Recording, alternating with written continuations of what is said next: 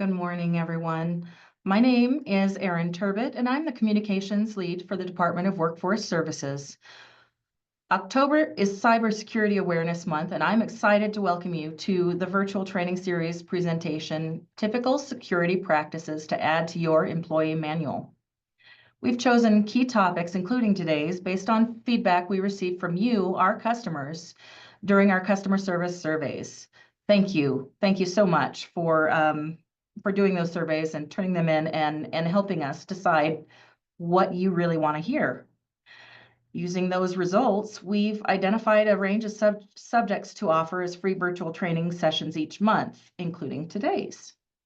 So visit our DWS Virtual Training Series site at dws.wyo.gov/VTS, and that should be going up here in the chat right now, to learn more about or register for our upcoming events or to view past sessions. Today's presentation will be recorded. Both the recording and the slideshow will be available on our website in just a few days. Please feel free to throw any questions you have in the chat, and we'll get those answered as we go. And we really want to know what you think. So we're going to put a link in the chat right now. Feel free to open it up. This is for our survey to get completed at the end of the presentation. It's only going to take you like 2 minutes. So we would really appreciate it if you would just take a couple minutes and complete that for us.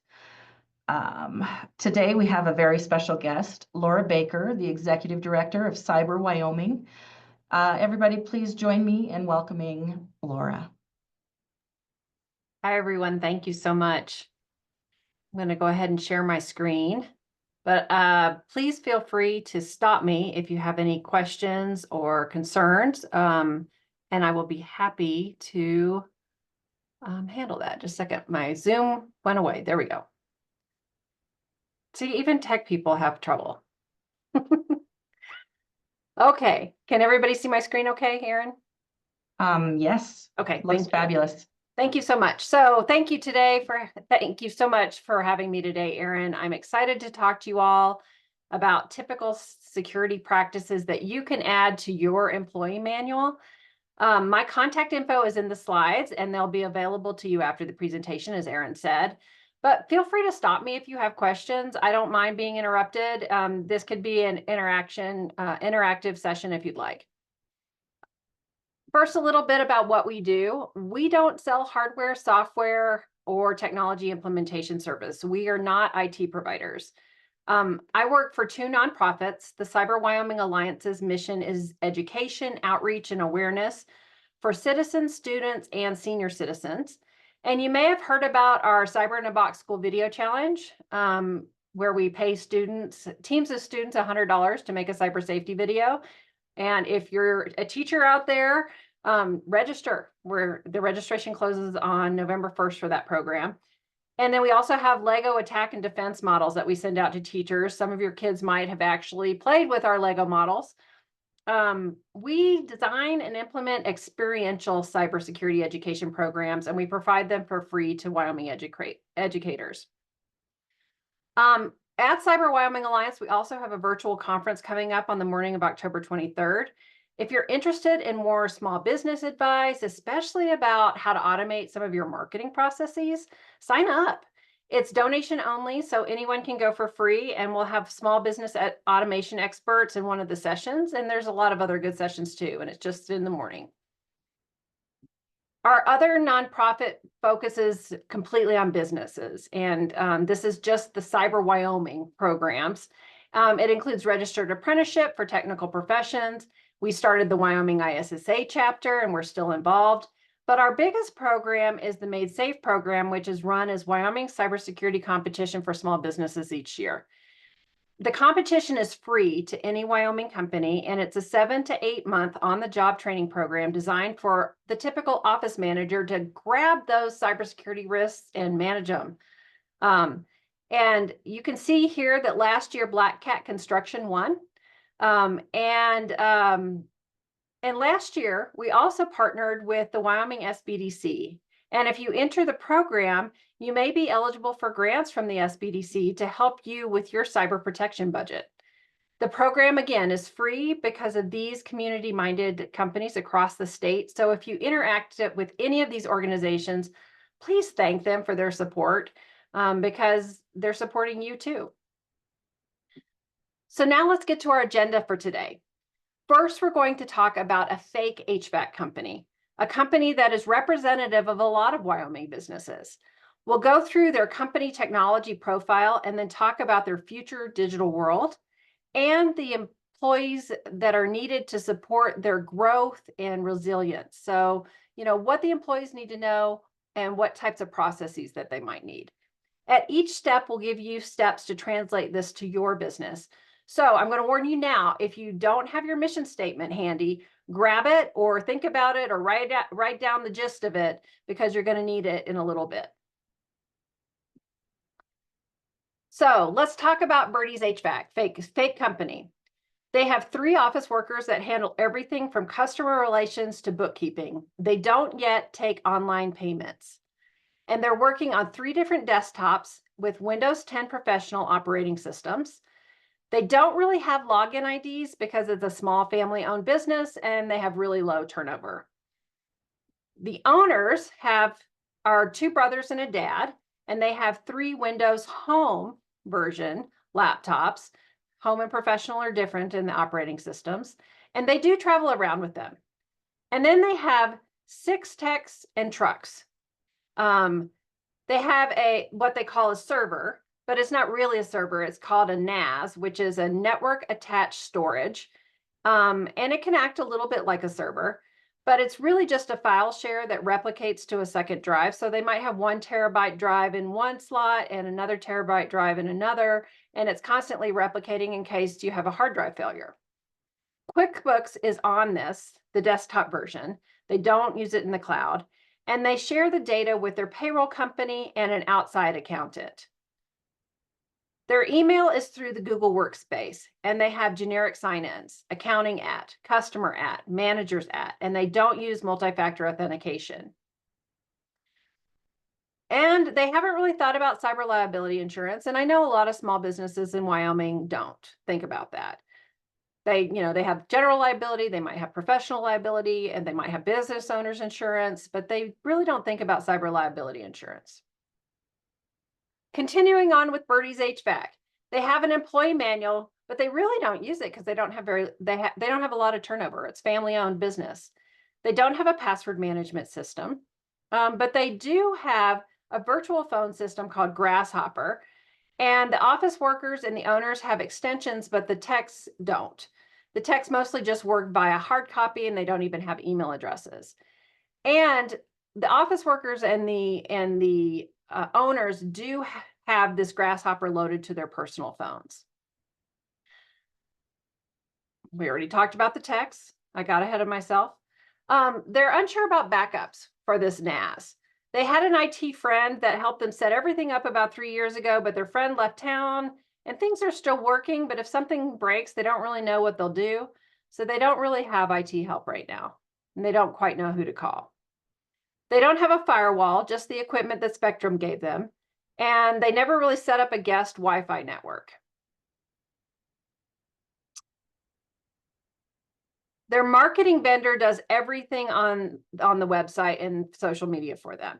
And they do a really good job because they have a great presence online, but the marketer is a one-man shop and they don't really know what would happen if that person became unavailable.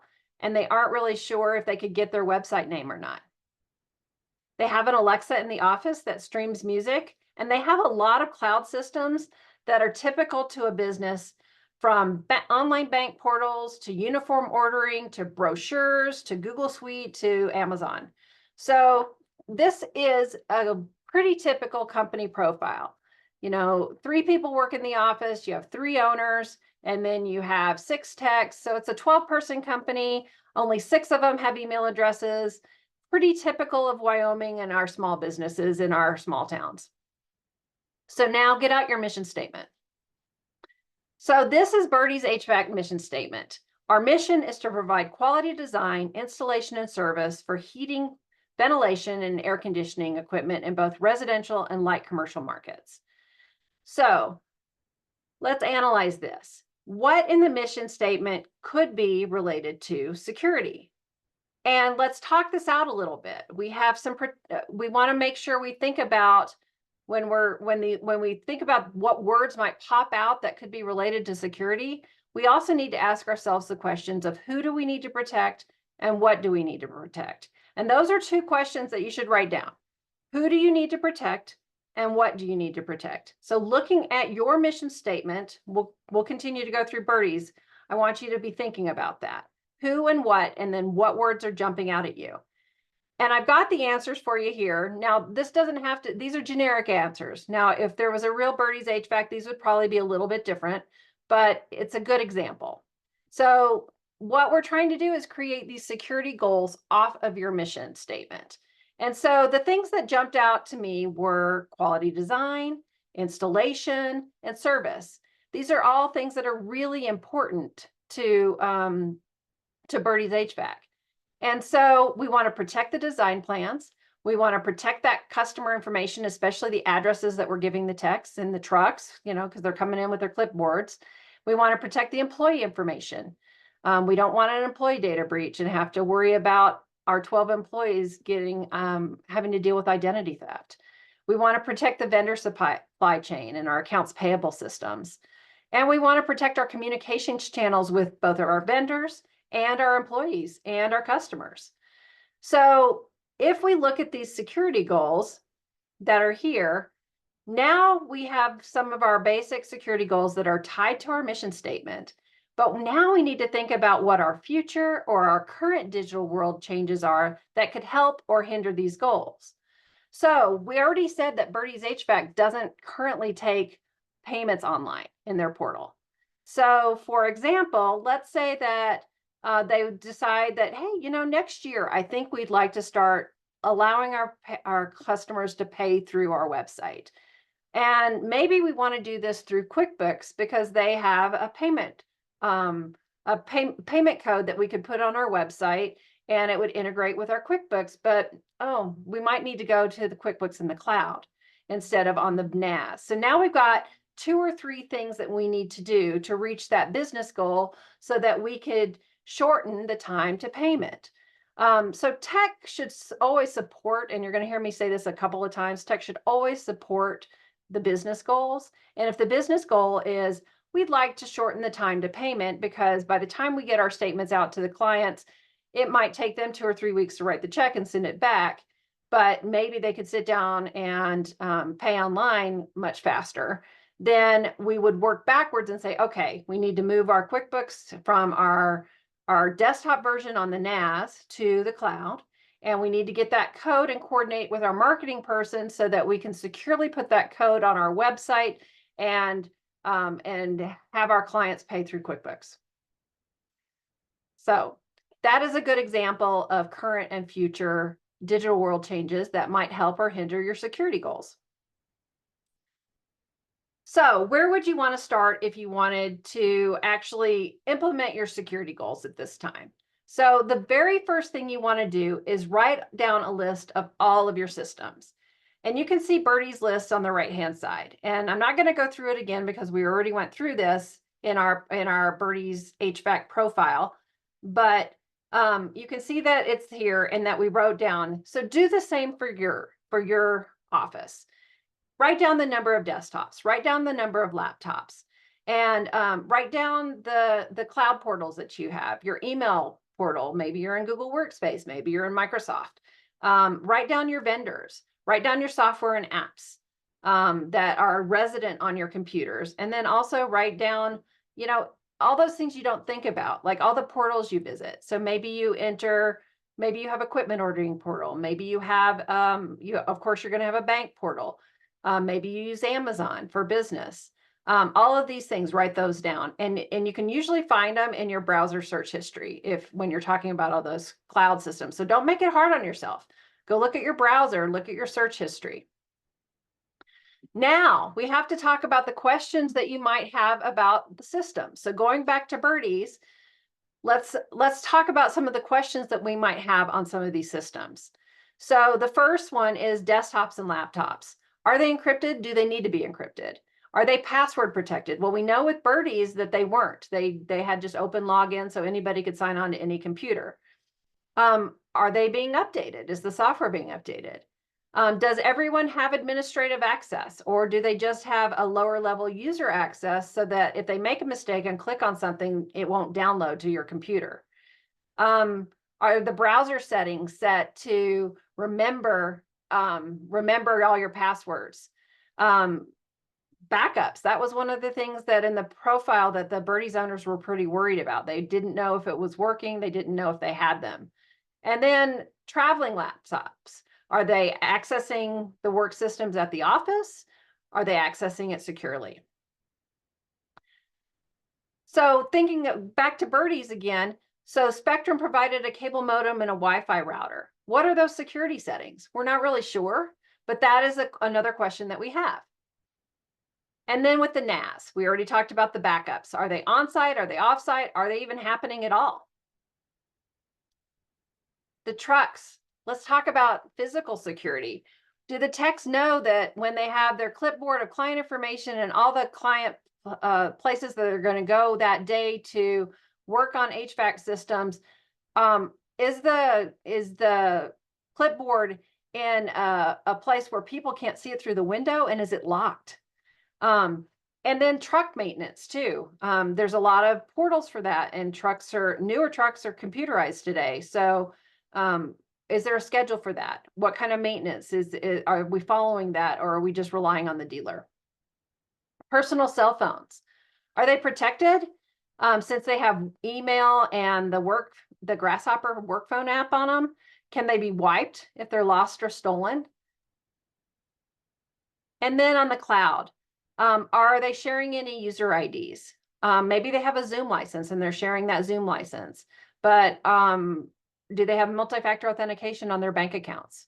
So are the passwords secure? So these are some of the questions to ask. And now let's talk a little bit about secure communications and continuing to ask questions.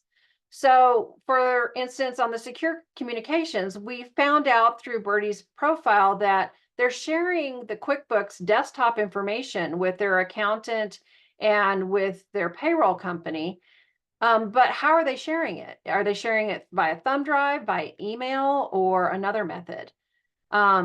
Is that a secure method for sharing that sensitive information? Are invoices to customers sent via mail or via email? And again, is it secure? Because we don't want a data breach of our customers. It would really put a black eye on Birdies HVAC. Is the website blocking risky countries like Russia, Iran, North Korea, and China? Is the marketer using two-factor authentication when accessing the website?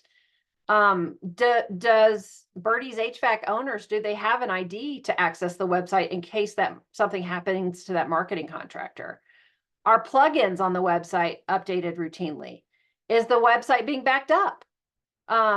Is Birdies HVAC's domain paid for with a Birdies credit card, or is the marketer paying for it and then billing Birdies later? And again, what happens if the marketer, if something happens to the marketer? Will Birdies be able to grab their website and be able to continue to maintain it and contract with someone else? And then the same thing for the social media accounts. I can't tell you how many people I've talked to over the last year who have lost access to their business social media accounts, especially on Facebook. And when you lose access, you lose your followers. And what happens is you have a Facebook page and you invite an intern to come and help you work on it. And that intern doesn't have two-factor authentication on their personal Facebook ID. And we know that when we invite somebody, they have to have a personal Facebook ID in order to be on your administrator, be an administrator on your page. And so now their Facebook ID gets hacked, and the hacker comes in and locks all the other administrators out and holds your Facebook for ransom and starts posting terrible things on it. And now everybody wonders what happened to actually Birdies HVAC. So definitely make sure that the marketer has two-factor authentication on the social media accounts. Okay, now let's think about the future. What future systems would birdies possibly use? And these are more questions, right? Are they going to start using AI, like a chatbot, like ChatGPT or Gemini? Are they going to use an AI imaging system? Do we need to put some boundaries around those? Maybe they're going to start installing smart products like smart thermostats, smart air conditioning, smart heat controllers. These are really hackable. And so, if they are going to start using this new product suite that consumers and businesses want because it saves energy, maybe what they're going to want to do is put some boundaries around that too, and think about that strategically about how they're going to offer that. And we already mentioned QuickBooks and the online payment portal. But these could be future things that could affect any HVAC in Wyoming, and quite frankly, any company in Wyoming. Definitely AI. So let's highlight some of the problems that we want to fix with these employee policies that we're going to create. And some of these things will jump out at you, and I put them in purple here. But antivirus software, they're not really sure if it's current or if they have any. Their user IDs for login, it's open. Anybody can sign on to anything because it's a small family-owned business, which is pretty typical in Wyoming. They are unsure if they have encryption on their traveling laptops or not, and they may not need it. They may decide they don't need it, but it's good to have that informed discussion. The truck physical security is something that definitely we should be talking to and maybe having in the employee policies so that the techs really know what's expected of them for protecting that customer information that goes out on that clipboard. Sharing information with the payroll company and the accountant. How can we securely share information to make sure that this employee information and the company proprietary financial information stays safe and confidential? And then these generic email addresses, that kind of goes along with anybody can sign on to anything. And not using multi-factor authentication. Getting an email account takeover can be a pretty debilitating thing for a family-owned business, and you want to make sure that you protect your communications. Continuing on in the purple, they don't, because they haven't had a lot of of turnover, and because they're busy Wyoming business, they really haven't sat down and thought about a business continuity plan. What if they went on a family vacation and something happened at work while they were all away? Or what if something happened and they couldn't get back to work in time? Or God forbid, if the plane went down and they were on the same plane. If something happened, having that business continuity plan for those that are left is really important. And then if somebody leaves, let's say they do have turnover at some point in time, that termination checklist can really make a big difference. They don't have standard computer settings either for setting it up. And those can save companies money. If you have a list of, if you walk up to an IT provider and say, this is what I want all my computers to have set up on our security settings, the IT provider says, awesome, I've got this. And they can get it done a lot more efficiently than trying to guess and then call you and say what's going on. So these are things that you could definitely put in employee policies, and we're going to actually write those for you in just a few minutes. They don't have a password management system or password standards at this time, so maybe they decide they want to do that. Management of personal phones, especially with work systems on them. And then backups, we've mentioned that a couple of times. No IT help. Maybe they want to start thinking about that relationship. And then on the network, they don't have a firewall. They're unsure of the security setup. They've never changed their wireless password. They really don't know. Everything's been working. So if it ain't broke, don't fix it, right? Well, we don't know what might be under that iceberg or under the water and how big that iceberg is.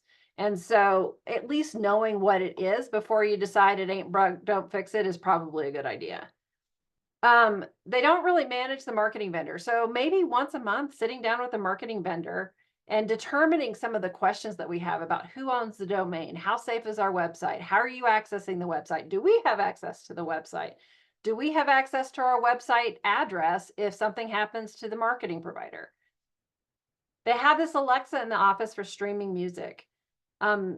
these voice assistants often listen to you, so it's probably not a good idea to have those in the office. And then how to manage your cloud accounts and the passwords that go along with those. So all of these things are purple things are things that make us a little bit nervous about the current Birdie's HVAC setup. So here's what we would put into policies to manage these. Okay, we're going to start with desktops and laptops. And I'm going to go slowly here, but remember, you're also going to get these slides. So if you want the slides, it's great. But all desktops must be set up with Windows Defender Firewall, because remember, Birdie's is Windows, and the antivirus enabled. Gaming controls should be off. Desktop notifications should be off. It should have standard user access, not administrative, with a unique ID and password. It should be set to auto update. Or if your IT provider doesn't like that, you can adjust these.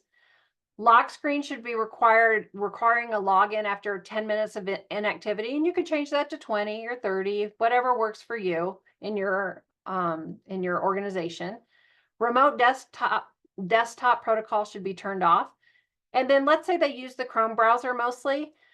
Set up your browser so it doesn't remember passwords, and instead use something outside of the browser like a password manager. And you can still get the plugin for the password manager. But that way, if somebody gets access to your Chrome profile, they don't have the keys to your castle. You've got two products managing it. So your Chrome browser is accessing the website, but maybe you have a password manager plugin that manages your password, so they don't get the keys to the castle. And so they talk about, the next sentence is the password manager should be installed on the Chrome browser for easy password access. And then all my documents should be redirected to the NAS. And we'll talk about why that is in a minute. But it's easier to back up the NAS than it is to back up all 6 laptops and desktops.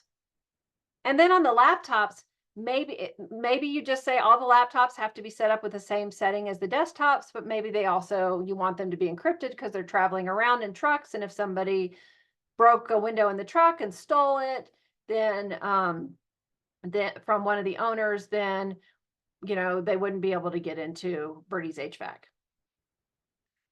So cloud systems. All office employees and owners must use the password manager provided to access the cloud systems. No personal email addresses may be used to access work systems, and multi-factor authentication must be used on Google Suite as well as the financial accounts. And you may want to get even tougher with that, but at least a bare minimum protect your communications and protect your finances. Personal phones. Employees that have Birdie's email, calendar, and Grasshopper phone app must secure their phone with biometrics and at least a 6-digit PIN. And employees must demonstrate that they know how to remotely wipe their cell phone if it's lost or stolen, and they need to report it to the office manager right away if it is lost or stolen, so that they can change their Google Suite and their Google Grasshopper passwords right away. Let's talk about communications now. And this is still just for office employees and owners. Notice we haven't talked about the text in the truck yet. So communications, no customer invoices or statements will be sent via email. They only send them by mail. It's a little more secure. And then QuickBooks information for payroll and taxes must be shared securely through a Google Drive, never by email. So pretty easy stuff. You might want to back up your Google Workspace, and that's free through Google Takeout.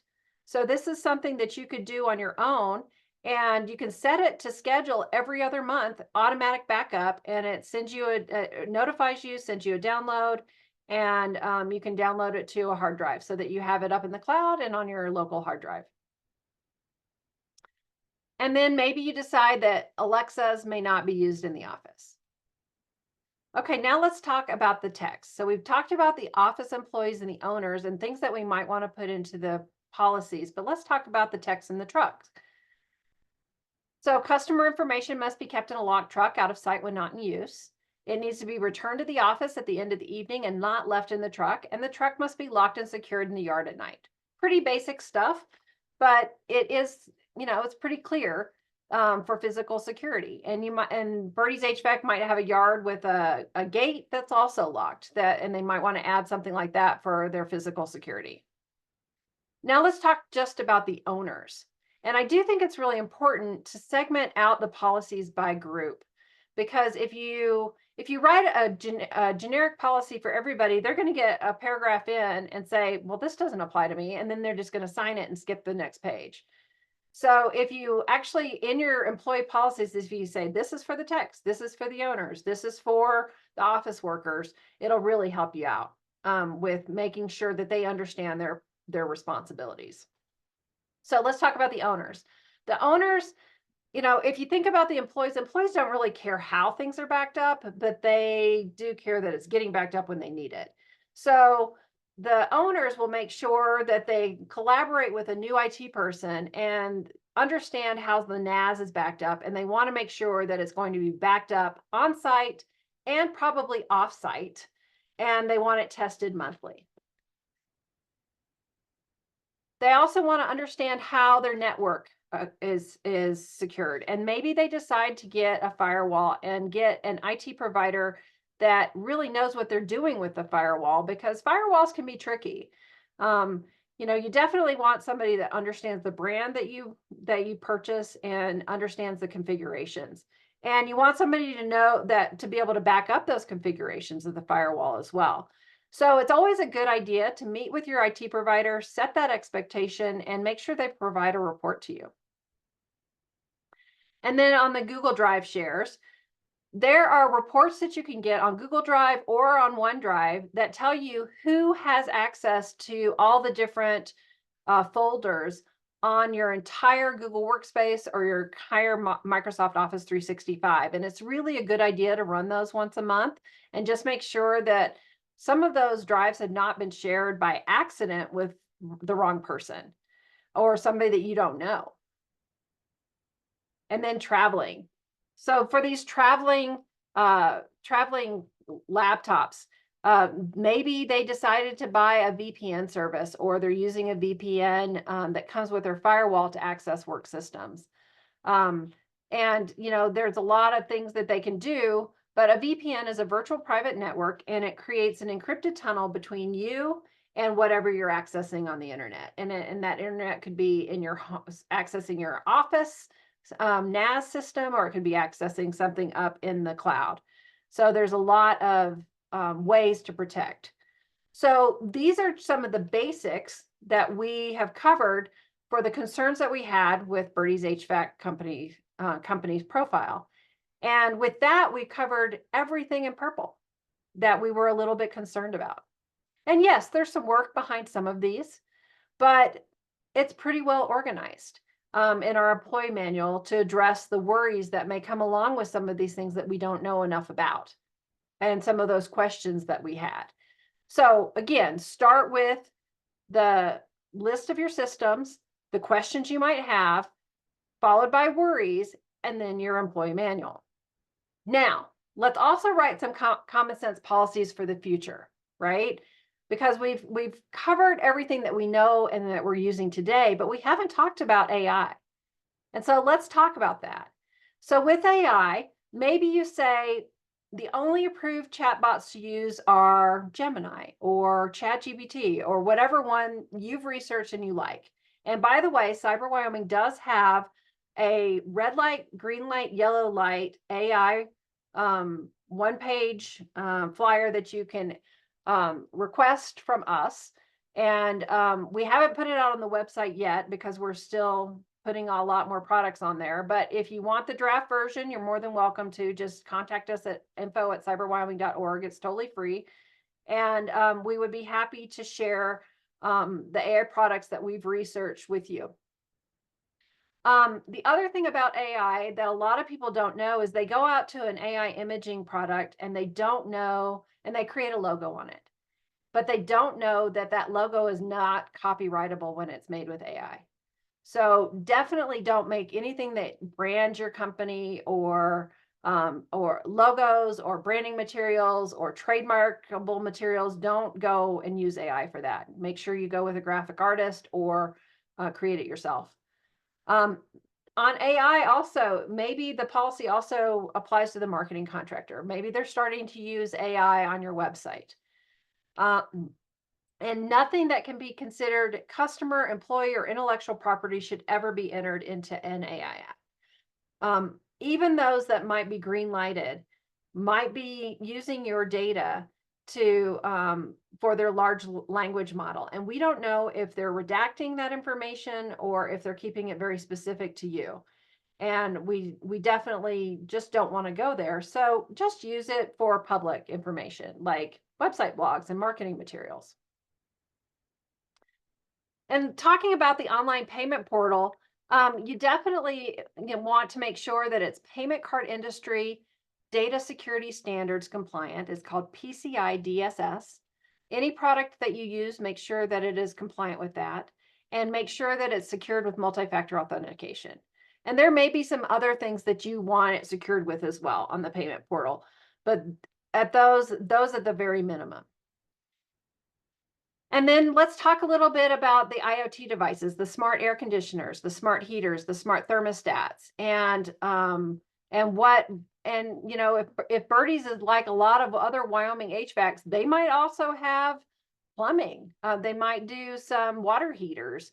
And if they do, there's a lot of wireless water heaters out there that monitor water, monitor the heat, so that if you go on vacation, you forgot to turn your water heater down or your heat down, you can go to an app and turn it down and while you're sitting on the beach in Cancun.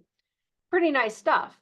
So let's talk about what needs to happen if Birdie's HVAC decides to create a smart technology installation product suite that they can offer to their customers. And so what I think they should do is to protect our customers, Text must install all smart technology behind the approved switch and firewall, ensuring that isolation exists for all installed HVAC IoT devices. That means that, let's say that Birdie's comes in and installs something in your home, and they want to isolate all the smart AC, smart heat, smart thermostats over on one side of your network, so it can't touch the same computer that you access your bank accounts with. And so maybe that Birdie's decides to partner with an IT provider that's local, who signed a non-disclosure agreement and completed a background check, because that's probably in our new employee policy too. And they'll help with the client installation if it's not the standard environment in which the techs were trained. That's always a really good idea. So it's something like that you could actually breathe new life into an old HVAC company by advertising that, hey, we are securely installing this smart technology in people's homes and commercial businesses. And so with that idea, I want to reiterate that tech and cybersecurity's roles is always to support the growth of the business and support the resilience of the business and protect that business.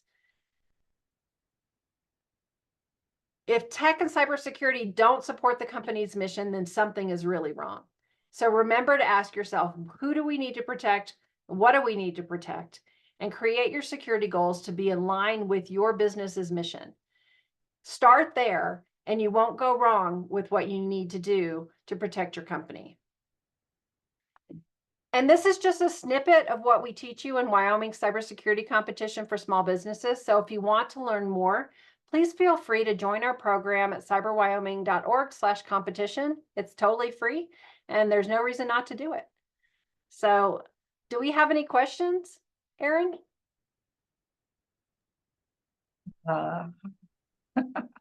Oh my goodness, there I am. No, at the moment, we do not have any questions. Does anybody have anything going through their minds that they'd like Laura to answer? And stop my share. I would like to say, oh my gosh, the thing about the AI, and not like if you were to generate a logo or something through AI, and that's not, you can't copyright that. You can't trademark that. That's insane, but I totally get it. But I never would have thought of that. Yes. And Aaron Drury says, yes, Aaron, slides will be available later on the DWS website after this presentation, probably tomorrow or so. And then we have from Matthew Taylor, is the biggest issue you've seen with AI is the biggest issue you've seen with AI is putting in information that could be used or sent to other organizations? So some of the biggest things that we've seen in our research with AI are, are the sharing of data. So in our flyer that I'll actually, just contact us. We're not really ready to put it out on the website because it's still in draft, but in our flyer, some of the things that we found the most scary are how they're sharing our data and who owns the data. So what we've done is we've gone out and looked at the security and privacy statements of a lot of these AI tools that are out there. And we're finding that the red light ones, not only are they sharing their data with multiple third parties that you have no idea who they are, but in addition to that, they are not redacting your information, and they are what was it? Sharing and they say they own it if you put it in their system and you don't own it anymore. And that red light is what really scares me. Is that, if you're using a chat bot or some sort of image generator and you don't own it just because you put a statement in there, that's terrifying. I would say definitely stay away from those. The red lights are pretty nutty on our research project. Wow. Thank you so much. Thank you so much, Laura. That was amazing. If there are any other questions, go ahead and pop them up here before, and then I'll just do our little ending thing. But Laura, thank you so much for this. I just can't even tell you this HVAC company example really helped to illustrate how to make these policies meaningful and relevant across industries. I know that one of the things that we're doing here is working on policies, and the thought that you should gear them towards specific people, boy, does that make sense. I mean, that didn't cross my mind, but there you go, learn something new again. Yeah. If anybody has other questions. There's a lot of construction companies out there that, are a lot like Birdie's HVAC, where all their field people they don't have email. They're just contacting them occasionally by text on their cell phones. And so, it might be a 75-person company, but there only might be 5 office workers. So why should all those field workers have to read through 3 pages for office workers of policies when all they need to know is 3 or 4 things, Right. Right on. Absolutely. From Teresa, we have, if AI owns the info you put in, does that count for images as well? It can. Some of the ones that we've researched. Now, it depends on the company. So some of the ones that we've researched, they flat out say, we own it. Others kind of allude to it. And then others say, no, we don't own it. You own it. It's okay. So, it's again, it's that red light, green light, yellow light. And Teresa, if you want that, just contact us at info@cyberwyoming.org. And we'll send you our draft of what we have so far, but check back, in a month because it'll be updated again. Fabulous. Oh, thank you so much, Laura. I am now going to share our feedback screen here. Let me do that. Okay, looks like we're up and running. We will send up, as we said, we'll send out a follow-up email that does include the link to the recording as well as the slides. And thank you again, Laura. For that, I want to assure you all that those slides also are going to have all of her speaker notes. So how cool is that? You're going to, I mean, if you are furiously taking notes and everything, you'll be able to just go for it. So we really appreciate this, and this has been so awesome.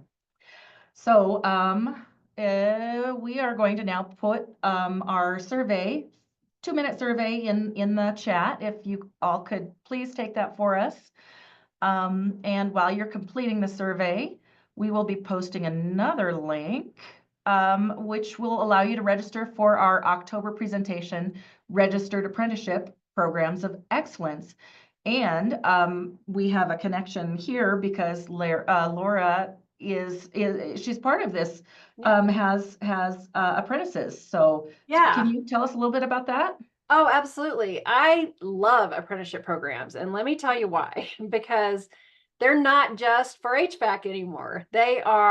You can find a registered apprenticeship for an HR specialist and create an HR specialist and train a new person that's coming into your office that is going to, maybe they'll be, maybe you're retiring in a few years from HR or office management and you want to train somebody on office specialist or HR specialist. You can find a registered apprenticeship for that. And it provides this awesome structured learning plan. And it's just a template. You can change it to fit your business and your needs better. But at least you're starting out with a really good draft and then marking off things that you don't like and some things that you do like, and set up your registered apprenticeship program. And then there's all these wonderful grants and programs to support you at the Department of Workforce Services and through the state apprenticeship office. So I love apprenticeship. We have 3 different ones. We have one for IT specialist, and we have one for cybersecurity support technician, and then we have another one for cybersecurity business counselor. And the cybersecurity business counselor is not technical. It is for business advisors that want to learn how to walk their clients through integrating cybersecurity into business planning services, marketing planning services, strategic planning services, budgeting, all the things that you would normally do with a business advisor, but integrating cybersecurity into it. That is so fabulous. Thank you so much, Laura. And thank you everyone for joining us today. We've got our links up, and we have a comment here from Misty. Laura and her team are phenomenal in their apprenticeships work experiences. They work side by side with the clients and teach them so much. Laura, thank you for the information. Wow. Thank you everybody so much. And we hope to see you we're in October right now, in November 19th. Thank you everybody, and we'll see you next time. Bye-bye. Thanks for having me, Erin. Thank you.